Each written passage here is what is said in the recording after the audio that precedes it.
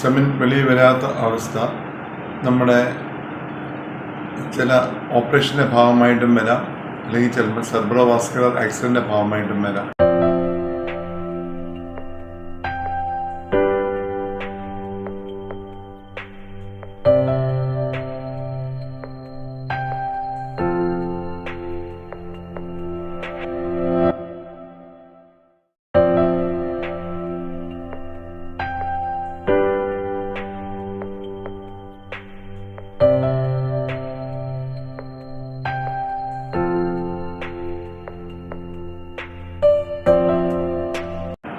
നമ്മൾ ചെയ്യുന്ന lumbar സിമ്പറെക്ടമി, abdominopelvic resection, അല്ലെങ്കിൽ സെർബ്രോ വാസ്കുലർ ആക്സിഡൻസ്, ഡയബറ്റീസ്, നമ്മുടെ നട്ടലുണ്ടാകുന്ന ക്ഷതത്തിൻ്റെ ഭാഗമായിട്ടൊക്കെ സെമൻ വെളിയിൽ വരാൻ ബുദ്ധിമുട്ട് വന്നൊന്നും വരാം.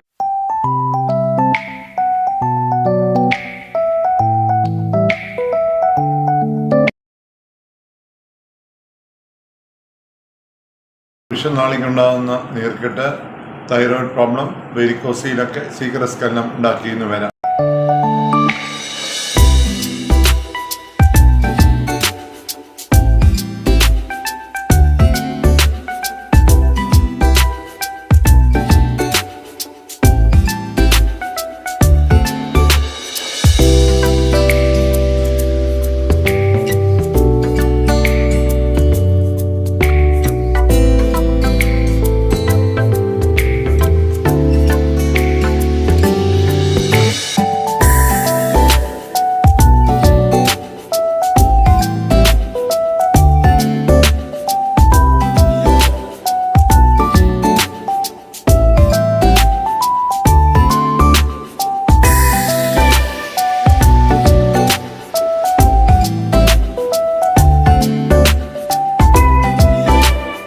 തൈറോയ്ഡ് ഡിസോർഡർ ശീഘ്രസ്ഖലനത്തിന് കാരണമാണ്.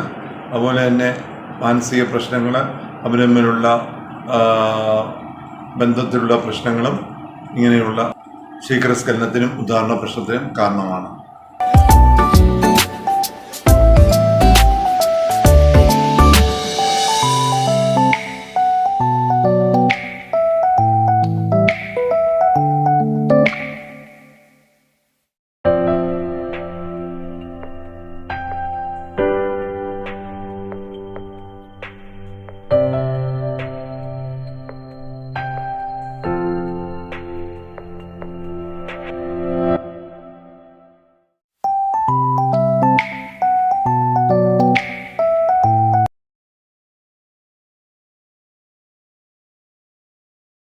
ഉദാഹരണ പ്രശ്നങ്ങൾ വന്ധ്യത അനുഭവിക്കുന്ന പുരുഷന്മാരിൽ വന്ധ്യതയിൽ അനുഭവിക്കാത്തവരെക്കാൾ കൂടുതലാണ്.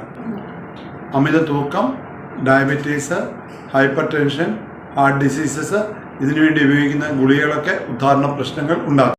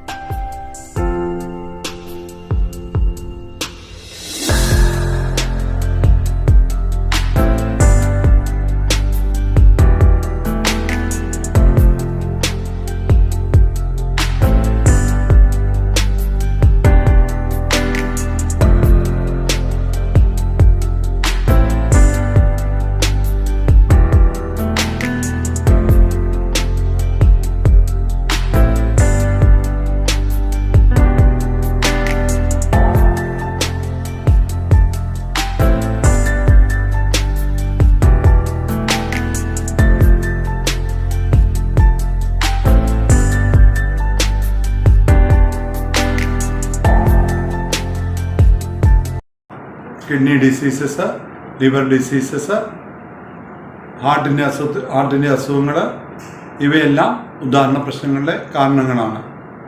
സ്ട്രെസ്സ്, ആങ്സൈറ്റി, ജോബ് ലോസ്, അതും ഉദാഹരണ പ്രശ്നങ്ങളുടെ കാരണങ്ങളാണ്. അന്തരീക്ഷത്തിലുണ്ടാകുന്ന മാറ്റങ്ങൾ പോലും ഉദാഹരണ പ്രശ്നങ്ങൾക്ക് കാരണങ്ങളാണ്. ഉദാഹരണ പ്രശ്നങ്ങളുടെ 40% കാരണങ്ങൾ വാസ്കുലർ കോസസ് ആണ്. ഉദാഹരണ പ്രശ്നങ്ങളുടെ 30% കോസസ് ഡയബറ്റീസ് ആണ്. 15% കോസസ് മെഡിക്കേഷൻസ് ആണ്. ഹൃദയത്തിന് അസുഖങ്ങളുള്ളവരിൽ 42 മുതൽ 57% പേരിൽ ഉദാഹരണ പ്രശ്നങ്ങളുണ്ട്. അമിത കൊഴുപ്പുള്ളവരിൽ 47% പേരിൽ ഉദാഹരണ പ്രശ്നങ്ങളുണ്ട്. ക്യാൻസറുമായിട്ടുള്ള കാരണങ്ങൾ സിറ്റുവേഷനിലാണ്. ഓർഗാനിക്കായിട്ടുള്ള കാര്യങ്ങൾ സിറ്റുവേഷനിലല്ല. ശാരീരികമായിട്ടുള്ള കാരണങ്ങൾ ധമനികളുടെ പ്രശ്നങ്ങൾ കൊണ്ടുവരാം, ഞരമ്പുകളുടെ പ്രശ്നങ്ങൾ കൊണ്ടുവരാം, അല്ലെങ്കിൽ എന്തെങ്കിലും ഗുളികകളുടെ ഫലങ്ങൾ കൊണ്ടുവരാം. ശാരീരിക പ്രശ്നങ്ങളുള്ളവർക്ക് നമ്മൾ സെക്ഷൽ സ്റ്റിമുലസ് കൊടുത്താലും ഉദാഹരണം കിട്ടുകയില്ല. അവർക്ക് വെളുപ്പിനെയുള്ള ഉദാഹരണം കുറവായിരിക്കും. അവരുടെ ഉദാഹരണം ക്രമേണ കുറഞ്ഞു വരും. അവരുടെ സെമൻ വെളിയിൽ വരുന്നതും കുറവായിരിക്കും.